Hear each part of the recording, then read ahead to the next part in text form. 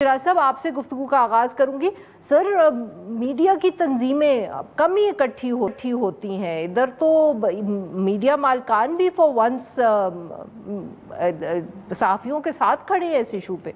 इसमें कोई शक नहीं है कि जिस तरह और जिस उजलत में ये कानून लाया गया और ऐसे में कि इस तरह के प्लेटफॉर्म्स पहले से मौजूद हैं। आरफा अगर देखें तो डेफमेशन ऑर्डिनेंस 2002 भी मौजूद है, साथ में पंजाब डेफमेशन एक्ट 2012 मौजूद है। दो फोरम मौजूद हैं। वो कहते हैं कि वो बिल्कुल इफेक्टिव नहीं है। अच्छा, इफेक्टिव नहीं है तो उनको किया जा सकता है, उसमें आप कर सकते हैं जो आपने यहाँ पे किया है कि 6 माह के अंदर ऐसे केसों का फैसला होना चाहिए तो होना चाहिए।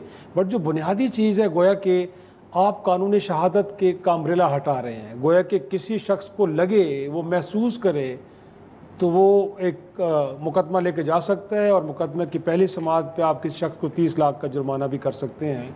तो गोया कि इतना आपने लोगों को एक एडवांटेज दे दिया है उन लोगों को। और बुनियादी मकसद उसके पीछे क्या है कि लोगों की ज़बान बंदी।